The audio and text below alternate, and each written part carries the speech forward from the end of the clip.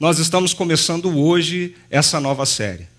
Uma série que está trazendo expectativa para nós, para o nosso coração, conversar de algo tão pontual, tão atual, algo que mexe profundamente com a nossa cultura e com quem nós somos. Final do semestre passado e início desse ano, nós vimos circular nas redes sociais e nós vimos circular na internet o anúncio deste filme. O filme Black Mirror, da Netflix, chamado também de Bandersnatch, é um filme que conta a história de um produtor de games e onde ele se dedica a produzir algo inovador para aquela época.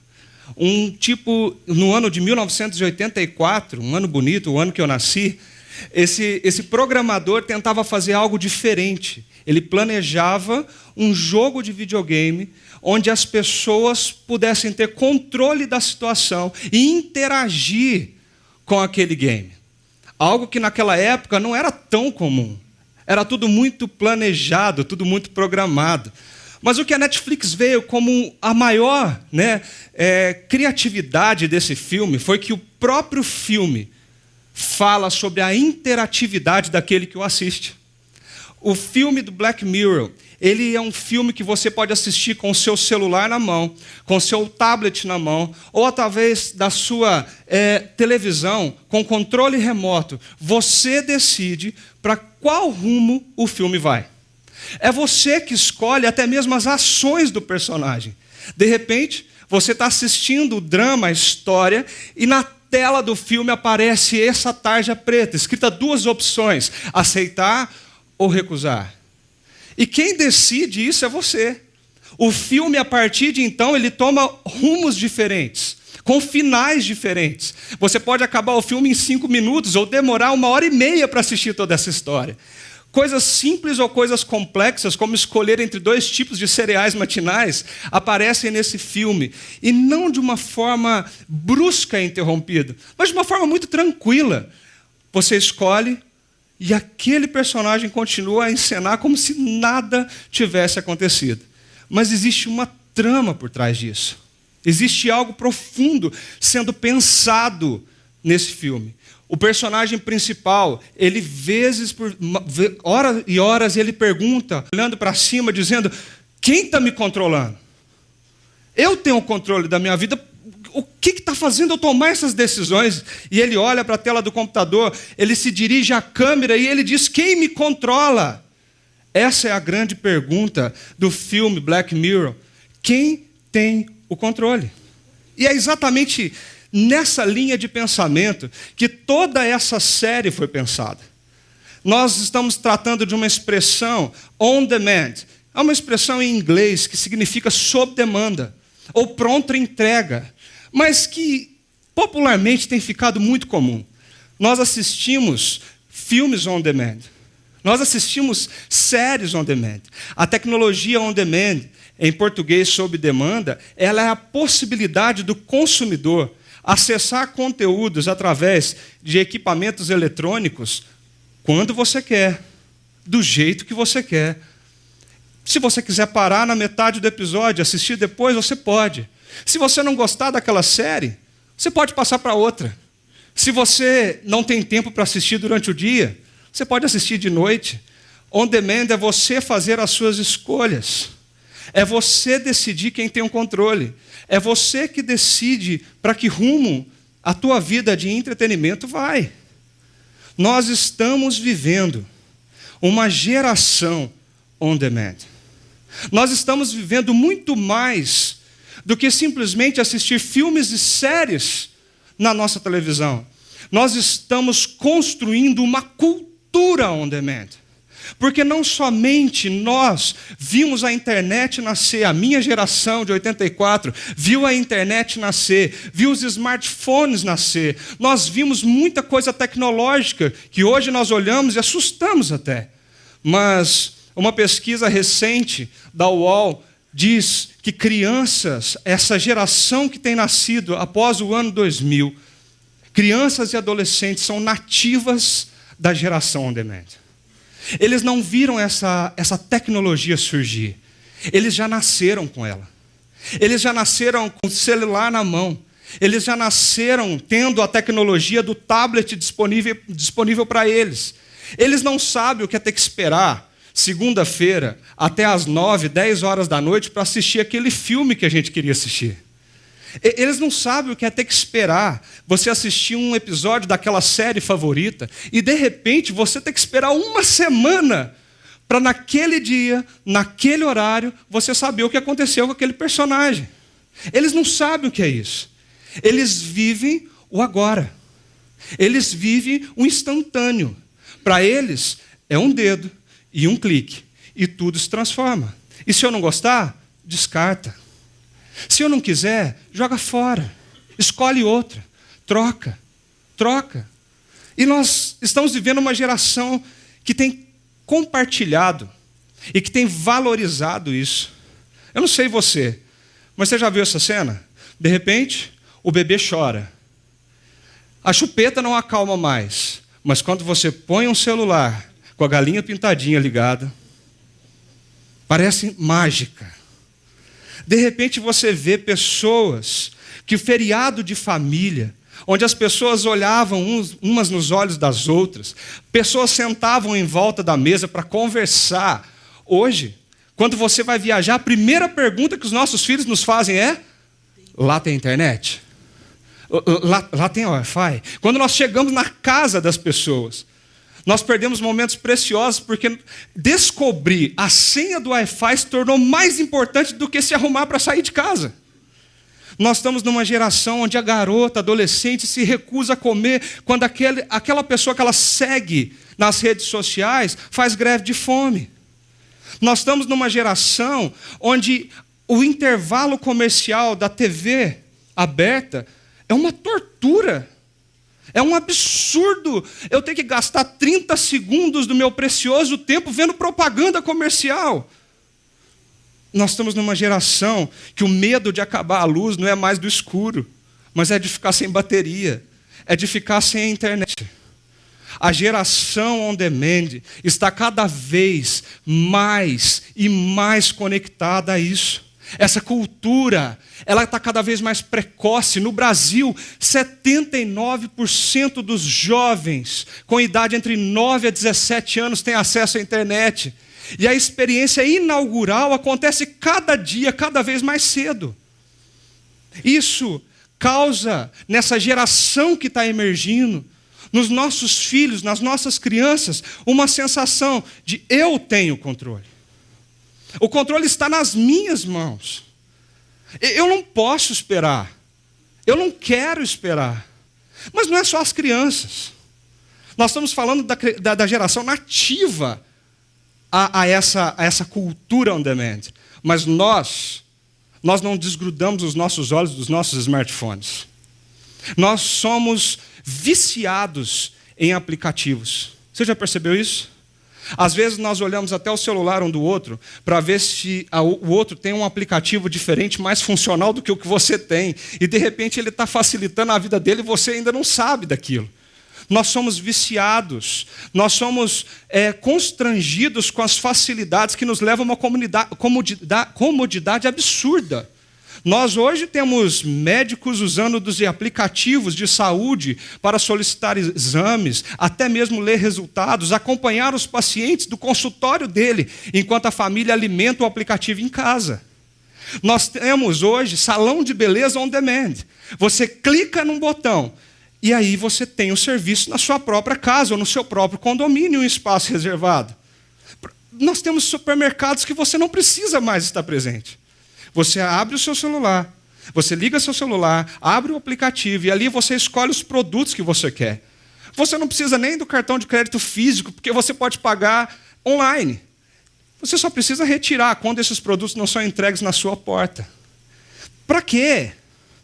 Desses dias tão corridos, tão tumultuados, parece que o dia está tornando-se cada vez mais curto e as demandas de trabalho estão tornando cada vez mais pesadas.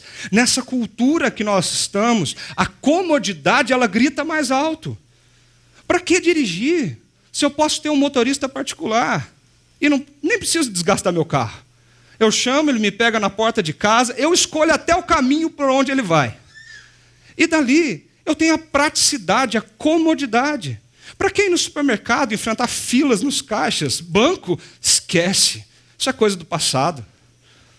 Nós somos viciados nesses aplicativos. A cada dia que passa, aplicativos surgem, estão cativando a atenção e o coração da nossa cultura e da nossa geração. Nós não conseguimos ficar longe dos nossos telefones mais. Na rotina do nosso dia a dia, é muito comum você ver uma criança de 2, 3 anos com um tablet aberto no YouTube Kids, e passando vídeo após vídeo, escolhendo aquilo que mais agrada a ela. Mas qual é a consequência disso, meu querido? Quando eu parei um pouco para pensar nessa cultura, isso me assustou, porque as consequências dessa geração Netflix, a geração on demand, elas vão ser refletidas a daqui 10 anos, 15 anos talvez. Qual é a maior consequência disso? Nós estamos vivendo e criando uma geração que não sabe mais esperar, que não consegue conviver com o fato de que outro tome a decisão para ela. Cada vez mais novos, as crianças não conseguem mais conviver com o fato de que os pais tomem decisão por elas. É eu que decido. Ninguém vai determinar o que eu acesso ou o que eu não acesso. Eu não preciso esperar para ver o que vai acontecer. Eu controlo isso. Se eu não estiver gostando, eu paro de assistir e troco para outra série. Não precisa terminar, não precisa chegar ao fim. É só trocar. Frases comuns na boca de pessoas da geração on demand. Nós estamos nessa geração. Nós estamos imersos nessa cultura. Nós vivemos neste mundo. O mundo on demand. O mundo onde nós queremos controlar tudo. Nós queremos ter o controle de todas as coisas. Nós queremos demandar as nossas necessidades. Nós queremos resolver com a comodidade e de forma instantânea. Mas de onde vem esse desejo? De onde vem isso que nos leva a pensar que temos o controle, que nós podemos e que nós devemos? Qual é a gênese disso tudo? E quando nós paramos um pouco para refletir, nós percebemos que o início disso tudo se deu quando os nossos primeiros pais, naquele jardim, eles decidiram romper com o Criador. Eles decidiram se desconectar com o Deus que criou todas as coisas. Eles decidiram não mais se sujeitar àquilo que Deus tinha feito, aquilo que Deus tinha colocado como regra, prática, como vida para eles. Mas desconectados, a tentação que eles tiveram é: sereis como Deus. Vocês podem escolher. Vocês podem tomar os seus próprios passos. Vocês tomam as suas decisões. É você que tem o controle da tua vida. Eles decidem, de forma enganosa, assumir esse controle. E a partir de então, nós vemos nos relatos da Bíblia o caos que a humanidade, a comunidade humana se tornou. Assassinato, inveja, calúnia, roubo, caos. Caos. O ser humano querendo controle. Mas Deus não projetou o mundo. Deus não criou as coisas para serem on demand. Deus não fez tudo o que foi criado para que funcionasse desse jeito. A prova disso é que Deus se revela na história. Deus se revela através da criação, para que todo habitante desse planeta, toda a criação, reconheça e conheça que existe um Deus criador, um Deus que tem o controle de todas as coisas, um Deus que governa. No texto bíblico que Paulo escreve a Romanos, ele mostra isso de uma forma muito enfática quando ele defende o seu argumento. E ele diz para mim e para você que Deus se revela através da criação. E nós entendemos hoje, depois de tanto tempo que ele escreveu, que Deus se revela exatamente para que a gente não pense que o controle é nosso, mas que ele existe e detém o controle de todas as coisas. Olha o que Paulo diz em Romanos capítulo 1, ele fala assim: pois o que de Deus se pode conhecer é manifesto entre eles, porque Deus lhes manifestou. Pois desde a criação do mundo, os atributos invisíveis de Deus, o seu eterno poder e a sua natureza divina têm sido vistos claramente, sendo compreendidos por meio das coisas criadas, de forma que tais homens são indesculpáveis. O que de Deus se pode conhecer é manifesto entre eles, porque o próprio Deus manifestou. Isso tudo, quando nós olhamos as coisas que Deus criou, quando nós olhamos toda a estrutura criada pelo nosso Senhor, podem ser vistos e compreendidos claramente. É tão bonito isso, que John Stott, um teólogo inglês, uma vez escreveu que quando ele conversava com um astrólogo famoso, aquele homem disse para ele: a imensidão do universo nos dá todos os argumentos possíveis e imagináveis para acreditar que existe um Deus que está no controle. E ele conta que numa outra data, ele conversava com um médico. E esse médico disse para ele: eu estou impressionado, e a cada dia eu me convenço mais, que quando nós analisamos uma célula de tão microscópica que é, nós não conseguimos vê-la a olho nu. Mas a complexidade, a perfeição do que foi criado ali, nos dá os argumentos possíveis e imagináveis para crer em um Criador. Deus se revela. Como Deus se revela? Primeiramente, ele se revela na consciência do homem. Todo ser humano tem dentro de si algo que aponta para o Criador, algo na sua consciência que diz: existe um Deus, existe um Criador.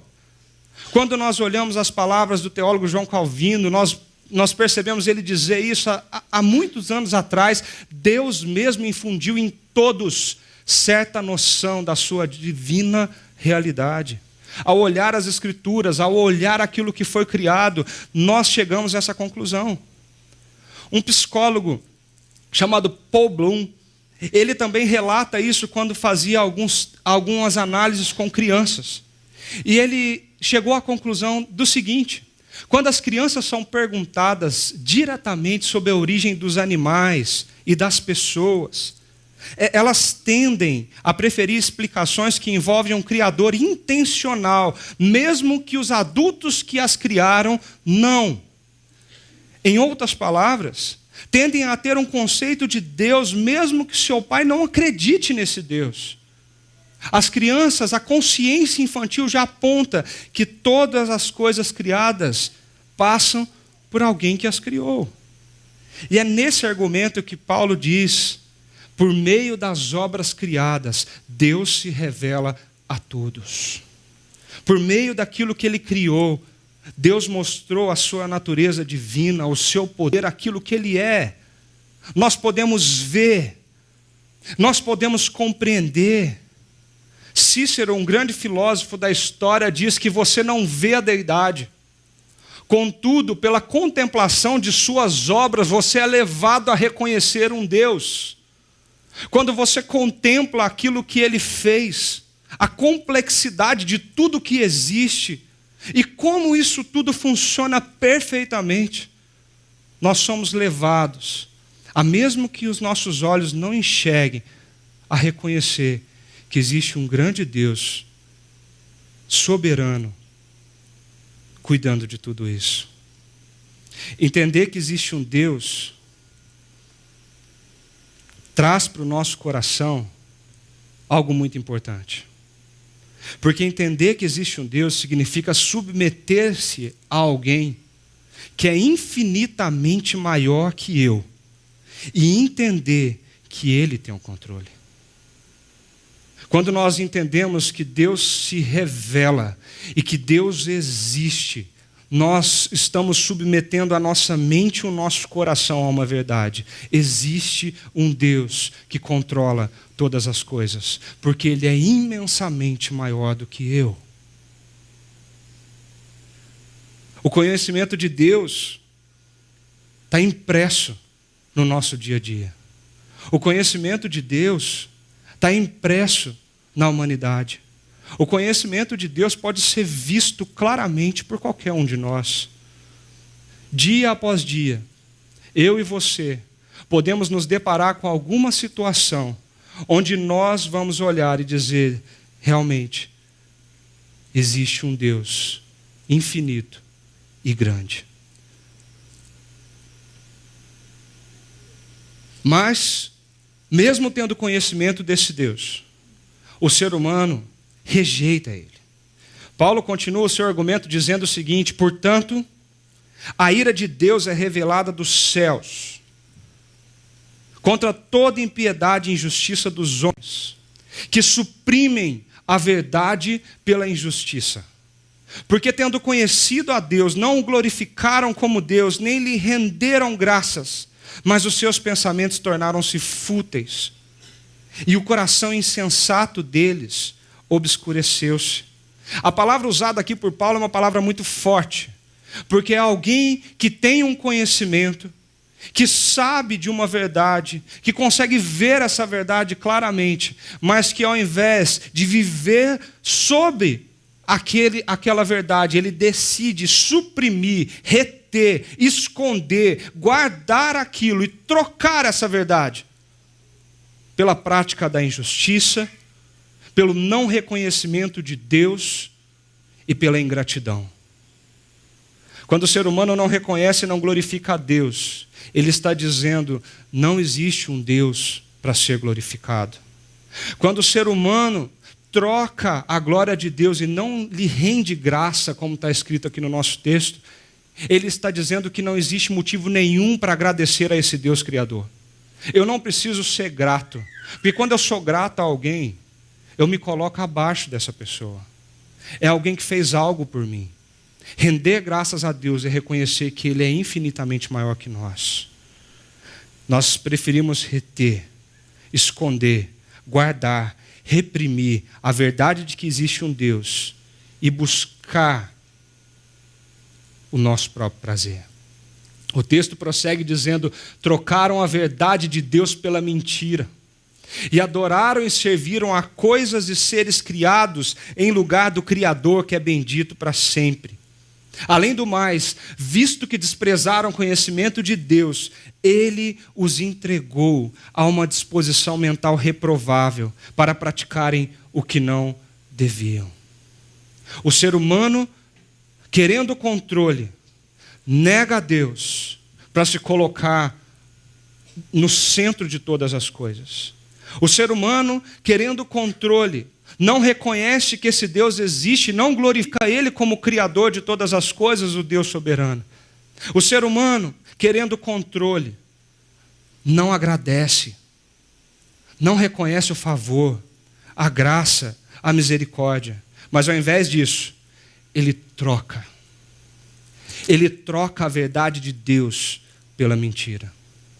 Ele troca aquilo que todas as coisas estão dizendo, todas as coisas criadas estão falando, que existe um Criador, pela mentira que o teu coração criou. Sabe por que isso acontece? Por que há um ímpeto tão forte no nosso coração com essa resistência de negar o conhecimento de Deus? É simples.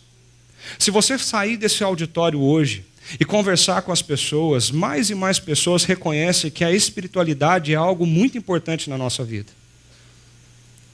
Se você conversar no seu trabalho, se você conversar no seu condomínio, com pessoas que não necessariamente frequentam algum tipo, que tem uma relação próxima com algum tipo de espiritualidade, eles vão falar que isso é muito importante. A cada dia que passa, a nossa sociedade reconhece mais que essa é uma área da nossa vida a ser muito valorizada. Mas o que está acontecendo hoje é que a mesma sociedade que olha e diz a espiritualidade é importante para nós, é a sociedade que fala assim, eu quero um Deus, eu quero uma espiritualidade que seja impessoal, que seja algo on demand, do jeito que eu quero, que não tenha controle sobre mim, que não fale para mim que eu tenho que andar desse jeito ou fazer determinada coisa. Eu quero ter controle dessa espiritualidade. Eu tenho que determinar quais os dias ela vai estar ativa na minha vida ou não, quais os dias ela não vai fazer parte. O ímpeto de negar esse conhecimento de Deus nos leva a querer estar perto da divindade, de Deus. Mas algo muito mais forte nos fala para que nós não submetamos a Ele. Que nós não conseguimos nos render a Ele.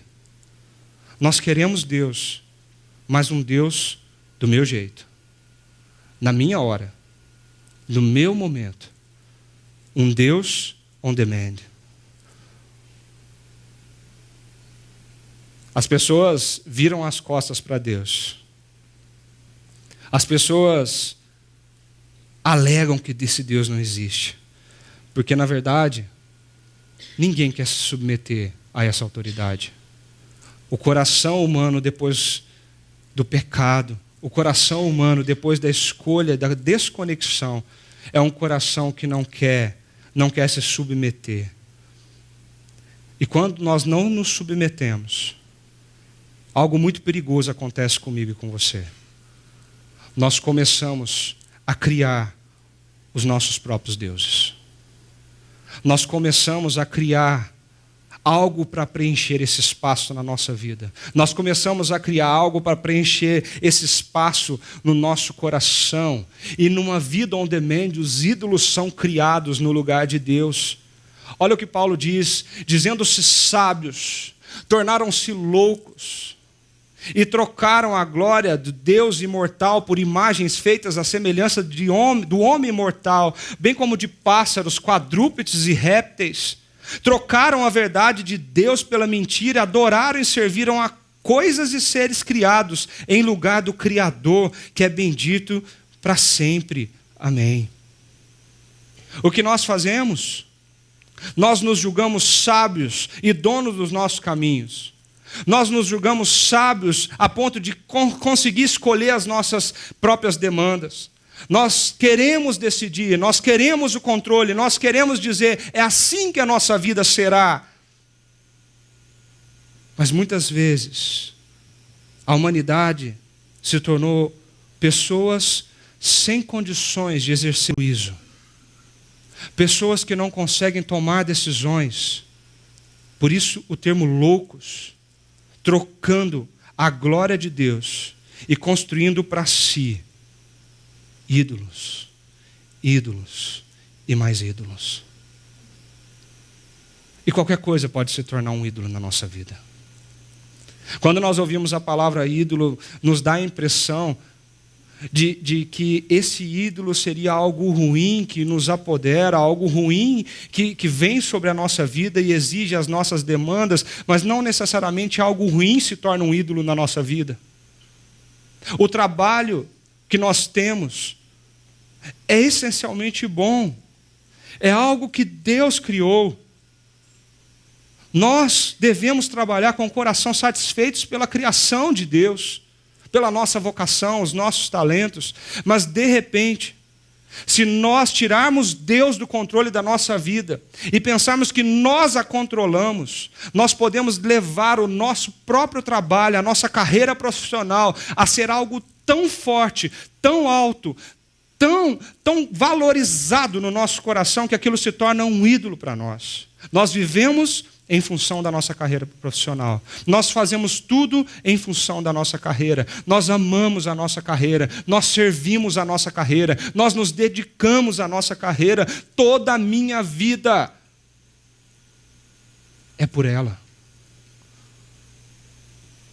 Quando nós pensamos na nossa família, algo tão bom, o nosso casamento, algo que foi criado por Deus, algo abençoado por Deus, mas todas as vezes que eu olho para minha esposa e projeto na minha esposa todas as razões da minha felicidade, o que eu estou fazendo com ela, não é viver o casamento aos moldes do que Deus planejou, mas é usá-la para a satisfação das minhas escolhas pessoais, para a realização daquilo que é o meu coração.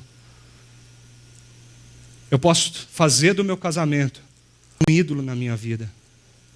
Porque um ídolo é qualquer coisa que nós queremos mais do que Deus. Qualquer coisa que dependemos mais do que Deus. Qualquer coisa que nós procuramos para maior realização pessoal do que Deus. A idolatria emerge quando coisas essencialmente boas, ou talvez ruins, se tornam as coisas mais importantes das nossas vidas e assumem qualquer uma das funções essenciais da nossa existência.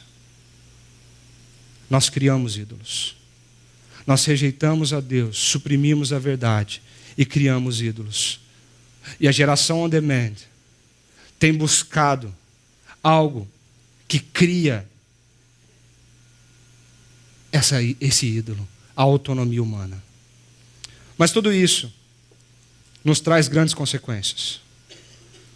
E às vezes nós não estamos tão atentos às consequências que isso pode nos dar. Porque quando nós vivemos essa rejeição e nós criamos os nossos próprios ídolos, existem consequências que nós vivenciamos na nossa vida, no dia a dia, ou no dia a dia das pessoas na qual convivemos. Olha o que o texto fala. Portanto, a ira de Deus é revelada dos céus contra toda a impiedade e injustiça dos homens, que suprimem a verdade pela injustiça. A primeira consequência de toda essa escolha, de todo esse mundo on demand, é a ira de Deus. Quando nós vemos o texto de Romanos, capítulo 1, nós vemos Paulo dizendo àquela igreja 3 vezes: por isso, Deus os entregou à impureza sexual. Por causa disso, Deus os entregou a paixões vergonhosas. Deus os entregou a uma disposição mental reprovável. Essa palavra entregou aqui é muito forte. Porque entregar aqui é pegar algo que estava em sua mão e colocar na mão de outro, sob a autoridade de outra coisa ou alguém. Quando nós pensamos nessa palavra, a ira de Deus, nós temos medo. Talvez seja algo pouco discutido e pouco falado, porque teme o nosso coração de falar sobre a ira de Deus. E nós logo imaginamos relâmpagos, fogos, nós imaginamos algo grande, mas nós não nos apercebemos do que acontece no nosso dia a dia. A ira, a disciplina de Deus, ela vem a ser manifestada nas nossas vidas de uma forma um tanto quanto simples, mas de uma forma que causa algo muito drástico no nosso dia a dia. Deus nos entrega aquilo que nós queremos. Deus nos entrega aos desejos mais profundos do nosso coração.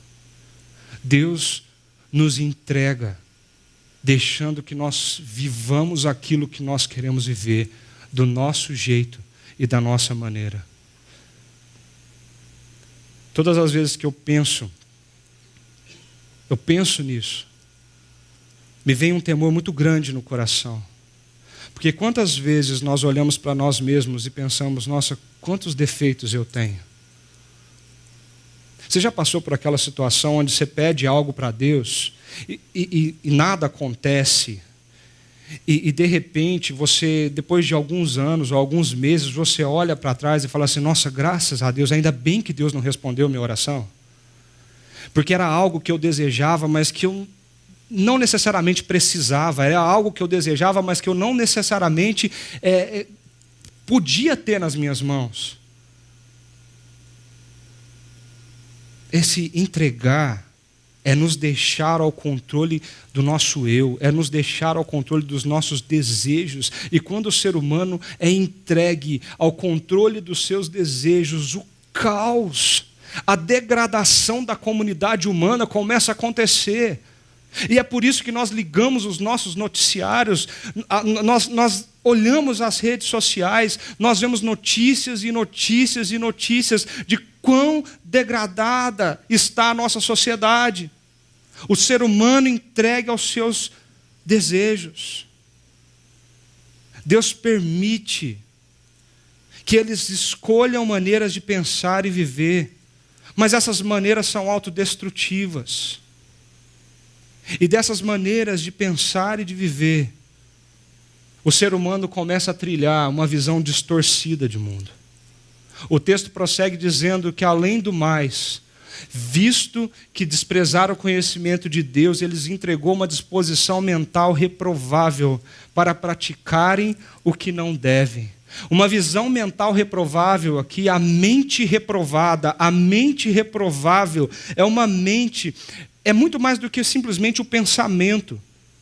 A palavra mente aqui é uma cosmovisão. A palavra mente aqui tem a ver com o seu estilo de vida.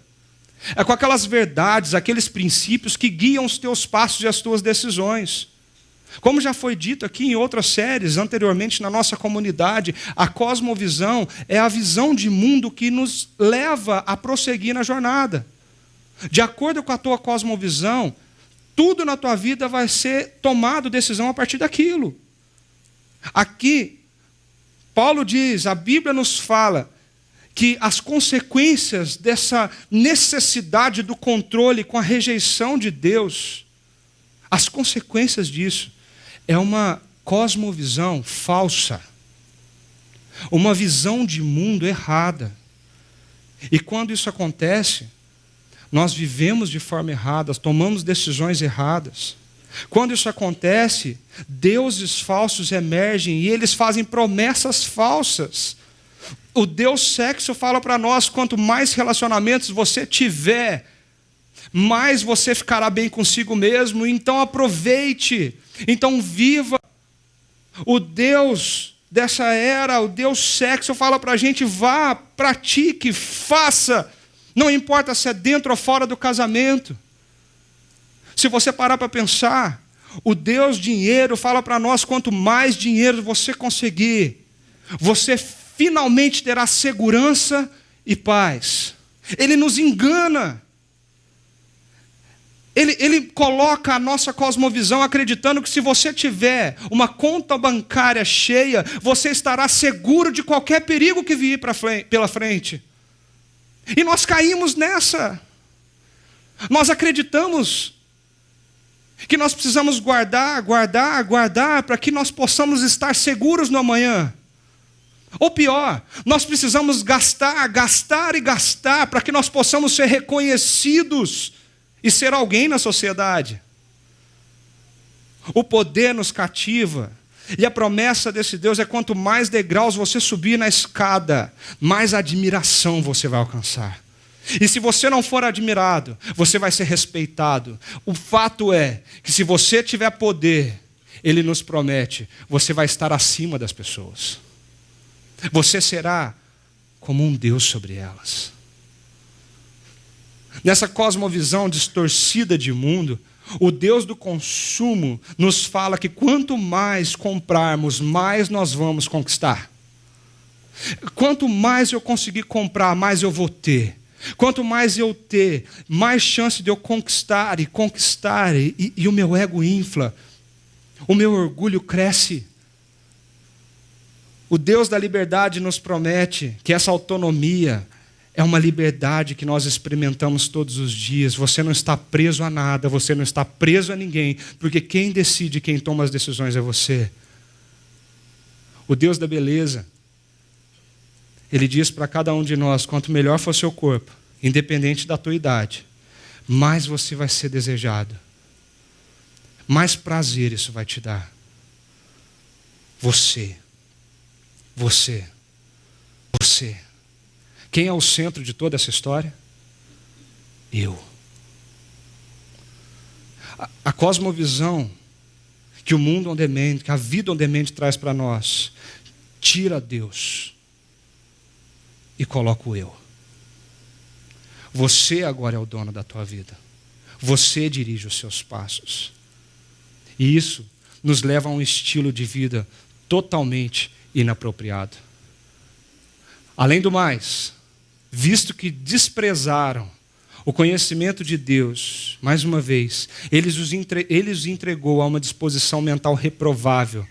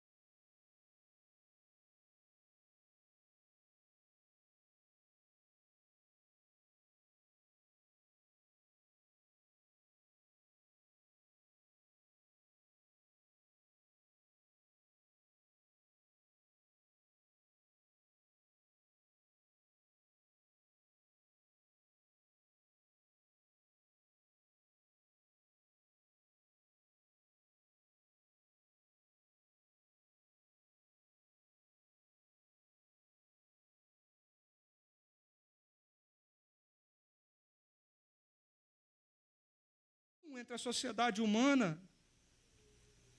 E a lista continua, porque ele fala que essa sociedade do caos se tornou bisbilhoteira, caluniadora, são inimigos de Deus, são insolentes, arrogantes, presunçosos. Ele ainda fala que inventam maneiras de praticar o mal, desobedecem aos seus pais, e nós ficamos alarmados com notícias do jornal, quando uma moça mata sua própria mãe, por motivos banais. São insensatos, desleais, sem amor pela família, implacáveis.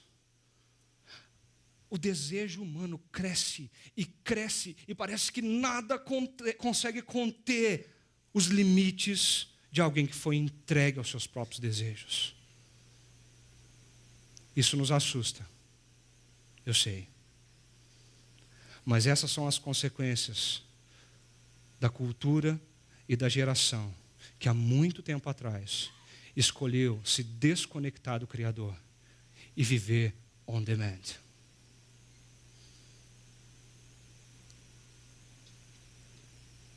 Esse texto é muito lindo, porque inicialmente, de uma forma bem pesada, nós somos chocados pela verdade de que o ser humano trocou. E essa palavra é muito importante nessa carta de Romanos. A troca. No versículo 23 ele fala: e trocaram a glória do Deus imortal por imagens.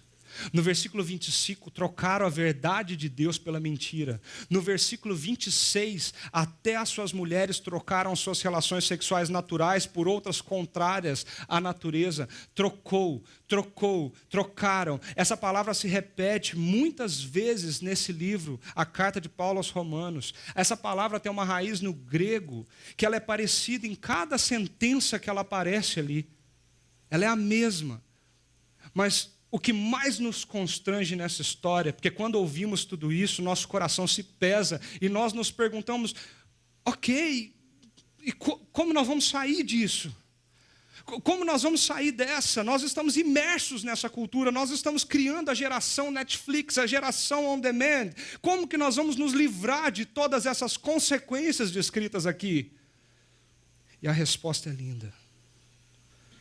Porque mesmo o ser humano tendo trocado a verdade de Deus pela mentira, Deus também fez uma troca. Deus trocou, primeiro, o privilégio da sua comunhão pela justa manifestação da sua ira contra a humanidade. E nós vemos as consequências disso nos nossos dias. Mas saindo do capítulo 1 de Romanos, nós caminhamos para o capítulo 5 de Romanos, versículo 11, onde nós lemos o seguinte: nós nos gloriamos em Deus, por meio do nosso Senhor Jesus Cristo, mediante quem recebemos agora a reconciliação. No argumento de Paulo, Paulo olha para o caos da humanidade que escolheu andar sob o seu controle. E agora no capítulo 5, Paulo fala: nós gloriamos em Deus.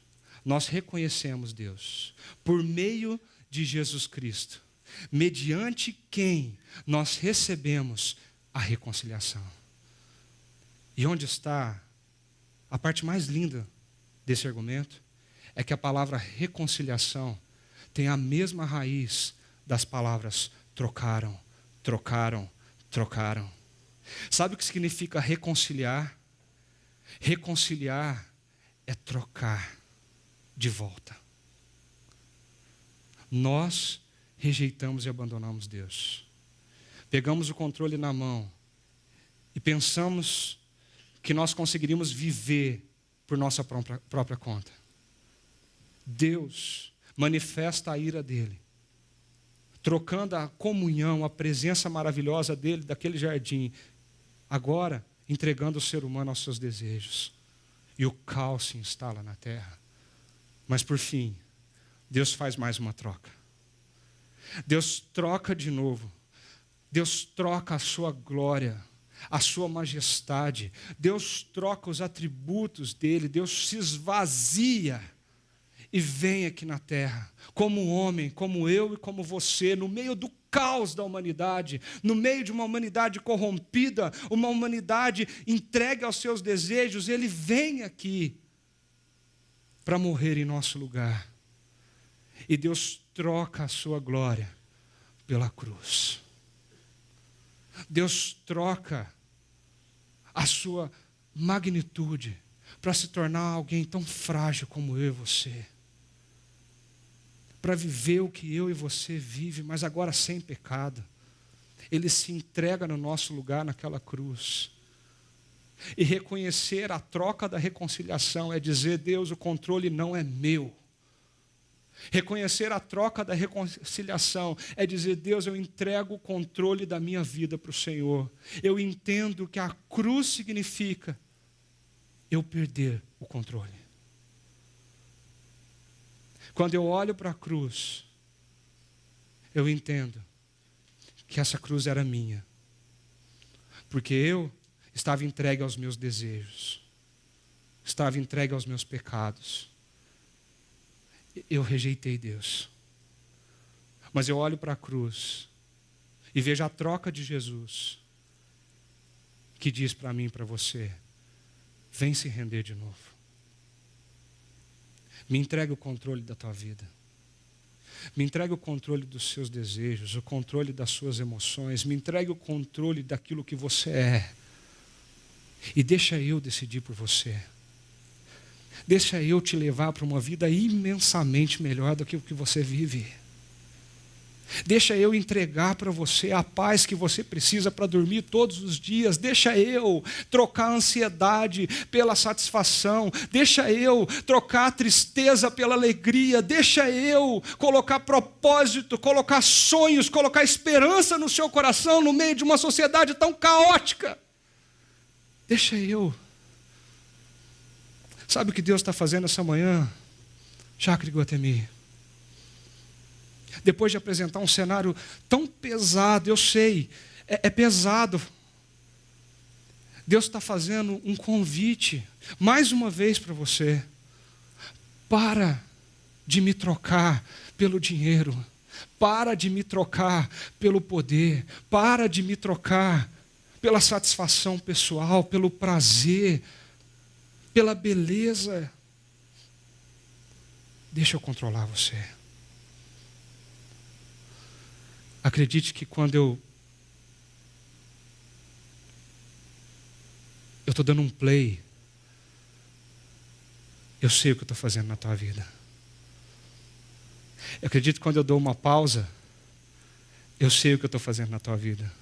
Acredite que quando eu paro, eu também sei o que eu estou fazendo na tua vida. A cruz nos mostra a grande e maior troca que Deus fez.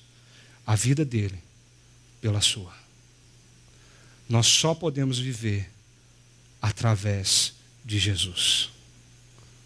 E como é bom ser restaurado por Ele. Porque toda essa cascata de erros agora é revertido pela cruz. Através da cruz, nós nos reconectamos com Deus. Através da cruz, nós olhamos as coisas criadas, olhamos para a nossa própria consciência e reconhecemos que acima de nós existe alguém que é muito, mas muito maior e que nos ama imensamente mais do que nós imaginamos, que é Jesus Cristo. Através da cruz nós temos segurança, não a que o dinheiro dá, mas a segurança da eternidade, a segurança de que vamos estar com Ele por toda a eternidade. Através da cruz, o nosso prazer, a nossa satisfação não está no sexo ou nas pessoas somente. O nosso prazer é Deus. O nosso prazer é olhar o que Ele está fazendo, é ver a nossa comunidade crescendo, pessoas sendo transformadas, o Evangelho alcançando pessoas que nunca foram alcançadas. Nós reconhecemos e glorificamos Ele e somos gratos. Através da cruz, nós podemos dizer: eu sou grato de novo, Senhor. Obrigado. Obrigado. E nessa manhã, para iniciar essa série de reflexões dentro desse contexto que nós falamos hoje, eu queria convidar você a 2 desafios. 2 grandes desafios. Não são fáceis, mas são possíveis. O primeiro deles é responder essa pergunta: a partir de qual Deus você está vivendo?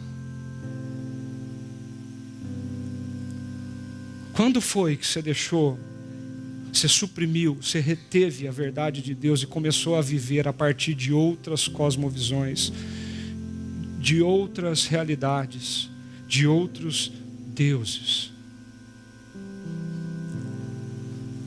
Talvez é difícil responder essa pergunta sozinho. E o desafio é, quem sabe você pode chegar na tua casa e perguntar para a pessoa que você mais ama,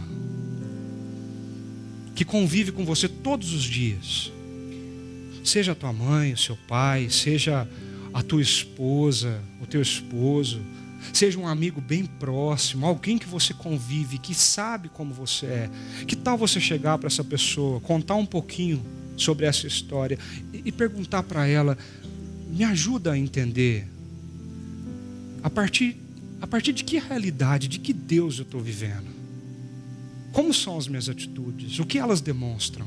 Quem sou eu quando você olha para mim? Difícil, né? Não é fácil fazer isso. Mas esse é o começo do render-se. É reconhecer onde nós estamos. E o segundo desafio que eu queria deixar essa manhã para todos nós. E quando eu fui desafiado pela primeira vez na minha vida a respeito disso, foi algo transformador e transtornador. Que tal você parar de tentar tomar as suas próprias decisões e nesta manhã, aqui nesse auditório, ou aí na sua casa, nos acompanhando pela internet, você possa devolver o controle para Ele e dizer: Jesus, que a minha segurança seja o Senhor, que a minha paz seja o Senhor, que a minha felicidade seja somente o Senhor. Dirige os meus passos, controla a minha vida. Eu quero te entregar de novo isso. Vamos fazer essa oração? Feche seus olhos.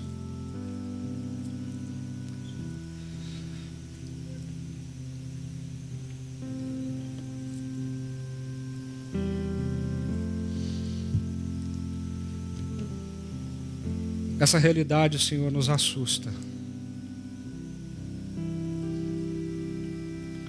Quando nós pensamos na ira do Senhor sendo manifestada ao homem, nos entregando aos nossos próprios desejos, isso nos assusta. Quando nós olhamos à nossa volta e vemos a violência, o orgulho, a arrogância, tudo o que o ser humano tem se tornado, o caos, nos assusta. Mas eu queria, Deus, essa manhã, fazer uma oração com toda a sinceridade do meu coração, pela minha vida e pela vida de cada um que está aqui comigo diante do Senhor. Senhor, nos ensina a perder o controle para o Senhor. Nos ensina, Senhor, a entregar esse controle nas Tuas mãos. Nos ensina a descansar naquilo que o Senhor é e no quanto o Senhor nos ama. Nos ensina a olhar para a cruz e para a grande troca que o Senhor fez e acreditar naquilo que nós podemos ser a partir do Senhor. Nos ensina, Senhor, a perder o controle e entregá-lo nas Tuas mãos. Nós oramos agradecidos, em nome de Jesus. Amém.